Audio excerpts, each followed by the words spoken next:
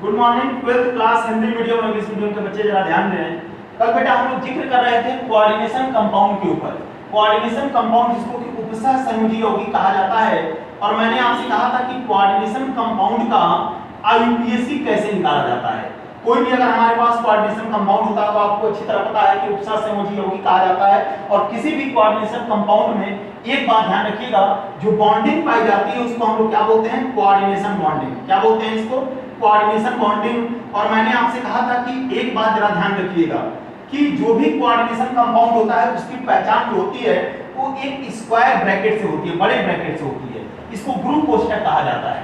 और इस कोष्ठक के अंदर जो है उसकी महत्व अपने आप बढ़ जाता है, क्योंकि जो इस कोष्ठक के अंदर है वो जाहिर सी बात है कि कोऑर्डिनेशन बॉन्डिंग बना के बैठा हुआ है और उसने अपना लोन पेयर दिया हुआ है, और जिसको लोन पेयर दिया हुआ है उसको सेंट्रल एटम कहा जाता है। जो लोग आपको अच्छी तरह पता है कि जो लोन पेयर लेते हैं, जो एकाकी इलेक्ट्रॉन युग्म लेते हैं, जिनके पास इलेक्ट्रॉन युग्म प्रेजेंट होता है, वो अगर अपना इलेक्ट्रॉन युग्म उस सेंट्रल एटम को देते हैं, और जो देते हैं उनको लिगेंड कहा जाता है। यानी लिगेंड का काम होता है लोन पेयर को देना, और सेंट्रल एटम का काम होता है लोन पेयर को लेना। तो एक मैंने कल आपसे बताया था कि अगर आईयूपीएसी निकालना होता है तो सबसे पहले हम लोग international union of pure and applied chemistry आप लोग ऑर्गेनिक में पढ़ते हैं, लेकिन इनऑर्गेनिक में कोऑर्डिनेशन कंपाउंड जो भी हैं आपके पास, जो भी उपसह संयोजी यौगिक हैं, जो भी संकुल यौगिक हैं, इनका आईयूपीएसी बहुत इंपॉर्टेंट है। और दूसरी चीज, इसके लिए भी रूल होते हैं। और सबसे पहले मैंने बताया था कि कभी भी ध्यान रखिएगा, जैसे कि अगर आपके पास सोडियम क्लोराइड है तो आपको अच्छी तरह पता है कि Na के ऊपर प्लस और Cl के ऊपर माइनस है। यानी सबसे पहले आपको धनायन दिख रहा है, फिर आपको नेगेटिव आयन दिख रहा है, यानी पॉजिटिव आयन फिर नेगेटिव आयन। तो आप सबसे पहले आईयूपीएसी करते समय धनायन पर ध्यान दोगे, यानी पॉजिटिव आयन पर ध्यान दोगे, फिर नेगेटिव आयन पर। कल एग्जांपल के तौर पर मैंने आपको बताया भी था कि अगर इस ब्रैकेट के अंदर CONH3 का होल 6 Cl3 है, तो आपसे मैंने बताया था कि आप पहचानना सीखिए कि हमारा ब्रैकेट प्लस में है या माइनस में है। आप खुद देखिए यहाँ पर क्लोरीन है बाहर, ब्रैकेट के बाहर, और क्लोरीन किस में होता है? माइनस में। कितनी बार क्लोरीन है? 3 बार, यानी 3Cl माइनस है। और 3Cl माइनस को बैलेंस करने के लिए हमारे पास 3 बार प्लस चाहिए कि नहीं चाहिए? तो बात क्लियर है कि हमारा जो बड़ा ब्रैकेट है वो किसमें है? प्लस में है। इस तरीके से मैंने आपसे कल जिक्र किया था कि K4FeCN6 अगर आपके सामने लिखा हुआ है तो इसको पोटेशियम फेरोसाइनाइड कहा जाता है। अब यहाँ पर देखिए K4FeCN6 में मैंने आपसे कहा था कि बाहर के आयन पर ध्यान दो। यहाँ पर पोटेशियम के ऊपर कौन सा चार्ज होता है? प्लस का। कितनी बार पोटेशियम है? 4 बार। जब ये 4 बार प्लस है तो 4 बार माइनस होगा कि नहीं होगा? यहाँ पर हमारा बड़ा ब्रैकेट किसमें है? माइनस में है। यहाँ पर हमारा बड़ा ब्रैकेट किसमें आ रहा है? प्लस में। ये भी आपको पहचानने की जरूरत है, तब तक आपको बैलेंस होगा, क्योंकि इसी टाइप से पूछते हैं ये लोग, ब्रेकिंग होते हैं क्वार्ट में जाने के बाद। दूसरी सबसे बड़ी चीज होती है कि मैंने आपसे कहा था कि अगर इसका आईयूपीएसी आपको करना है, CONH3 का होल 6 Cl3 है, तो सबसे पहले आपको क्या करिएगा, ये देखिएगा कि इसके अंदर धनायन कौन है। आप खुद देखिए यहाँ पर कोबाल्ट जो है सेंट्रल एटम है। कोबाल्ट क्या है बेटा? Central atom. आपका NH3 किसका काम कर रहा है? लिगेंड का। 6 क्या है? इसकी कोऑर्डिनेशन नंबर।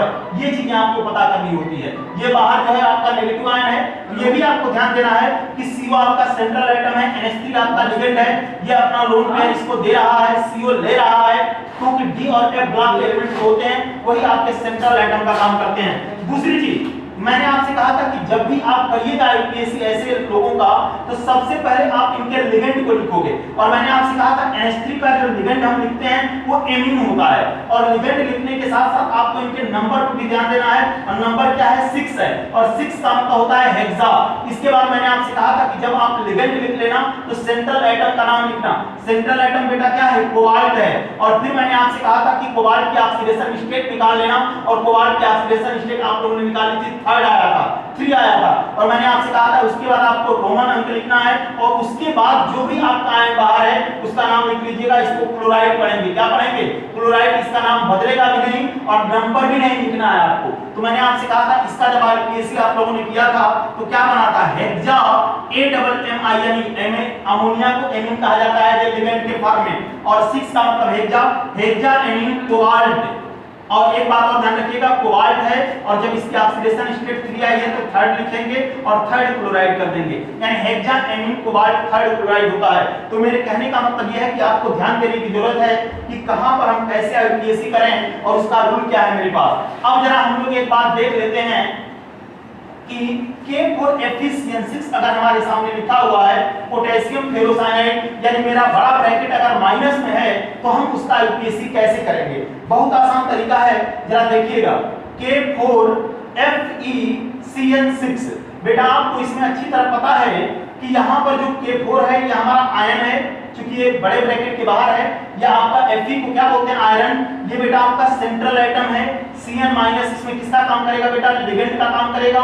6 इसकी कोऑर्डिनेशन नंबर हो जाएगी। ये तो आपको अच्छी तरह पता हो गया, यानी इसका काम, ये आपका लिगेंड है, तो लिगेंड का काम क्या होता है? लिगेंड का काम होता है सेंट्रल एटम को लोन पेयर देना।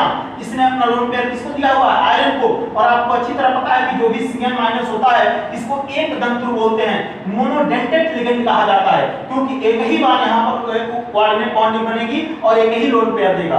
दूसरी चीज, अगर 6 लोग हैं तो 6 बार बनाएंगे। अब क्या करेंगे आप लोग? जब इन लोगों का यूपीएससी किया जाता है तो सबसे पहले बेटा जो भी ब्रैकेट से बाहर है उसका नाम लिखोगे, यानी आपको सबसे पहले धनायन का नाम लिखना है, जो ब्रैकेट के बाहर है धनायन का नाम। और याद रखिएगा, धनायन का नाम लिखते समय, यानी मेरे कहने का मतलब यह है कि पॉजिटिव आयन का नाम लिखोगे और इसका नंबर नहीं लिखना है, आपको नंबर नहीं लिखना है।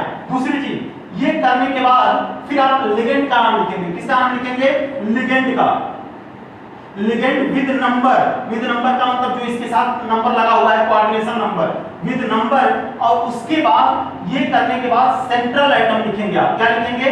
Central atom. और सेंट्रल एटम लिखते समय एक बात और ध्यान रखिएगा बेटा, सेंट्रल एटम का नाम बदलेगा। लिख दे रहा हूं मैं, नाम बदल दिया जाएगा, नेम इसका चेंज हो जाएगा। और उसके बाद आपको क्या लिखनी है? Oxidation state. क्या लिखनी है? Oxidation state. फिर से ध्यान दीजिए, मेरे कहने का मतलब यह है कि जब आप K4Fe6 यानी आपका धनायन जब बाहर है, यानी मेरा ग्रुप कोष्टक जो है अगर माइनस में है और इसका मैं चाहता हूं कि यूपीएससी करूं, तो सबसे पहले जो आपका आयन बाहर है उसका नाम लिखेंगे और इसकी नंबरिंग नहीं लिखी जाएगी। यानी यहाँ पर पोटेशियम है तो सबसे पहले क्या लिखेंगे आप लोग? पोटेशियम। देखिए इसका लिख रहा हूं मैं, पोटेशियम। फिर कह रहा है लिगेंड का नाम लिखना है। अब देखो बेटा, लिगेंड में कौन है? साइनाइड है। लिगेंड में कौन है? साइनाइड। तो इसका नाम क्या होगा? यहाँ पर इसको साइनो कहते हैं। क्या कहते हैं? साइनो। यानी Cn को क्या बोलेंगे? लिगेंड। और Cn बेटा यहाँ पर किस नाम से जाना जाएगा? साइनो के नाम से। और साइनो का मतलब इसको नंबरिंग के साथ, तो क्या लिखेंगे? पोटेशियम हेक्सा 6 का मतलब हेक्सा साइनो। और फिर मैंने आपसे कहा कि सेंट्रल एटम, सेंट्रल एटम क्या है? आयरन। और आयरन का नाम चेंज होगा, इसका नाम हो जाएगा बेटा फेरेट। Ferret, potassium hexacyanoferrate. और उसके बाद मैंने आपसे कहा था ऑक्सीडेशन स्टेट लिखी जाएगी। एक बात ध्यान रखिएगा, यहाँ पर जब आप लोग सेंट्रल एटम की ऑक्सीडेशन स्टेट निकालोगे तो 2 निकल के आएगी, और 2 निकल के आएगी इसका मतलब यहाँ पर क्या हो जाएगा? सेकंड हो जाएगा। निकाल के देख लीजिए, पोटेशियम की 4 होती है, आयरन का निकालना है 4 + x और -6 = 0, तो x = 6 - 4 = +2, यानी 2 आ जाएगी आयरन की ऑक्सीडेशन स्टेट। तो सबसे पहले याद रखिएगा, यहाँ पर जो हम लोगों ने निकाला यूपीएससी पोटेशियम हेक्सासाइनोफेरेट, सेकंड निकल गया यूपीएससी। मेरे कहने का मतलब यह है कि सबसे पहले आपको क्या करना है कि जो भी धनायन है उसका नाम लिखना है, ध्यान से सुनिएगा। फिर लिगेंड का नाम लिखना है, लिगेंड साइनाइड है तो इसका नाम बदल के साइनो हो जाएगा। लिगेंड के साथ कोऑर्डिनेशन नंबर जोड़ेंगे आप, तो कोऑर्डिनेशन नंबर का पहले आ जाएगा आपका 6 है, 6 को हेक्सा कहा जाता है, 5 होता तो पेंटा लिखते, 3 होता तो ट्राई लिखते, आपको अच्छी तरह पता है। फिर इसके बाद बेटा लिखोगे सेंट्रल एटम का नाम, लेकिन सेंट्रल एटम का नाम बदल जाएगा, अगर यहाँ CO होता तो कोआल्टेट हो जाता, ये भी ध्यान देना है आपको। उसके बाद फिर आपको क्या करना है कि सेंट्रल एटम का ऑक्सीडेशन स्टेट लिखना है, और मैंने यहाँ पर लिख के दिखा दिया आपके सामने, पोटेशियम हेक्सासाइनोफेरेट सेकंड। तो ये निकल गया यूपीएससी। फिर हम आपसे कल चर्चा करेंगे, और ध्यान रखिएगा पढ़ने की कोशिश करिए, वीडियो को बार-बार समझिए, एक-एक पॉइंट ध्यान रखिएगा, अपने आप समझ में आएगा। Thank you.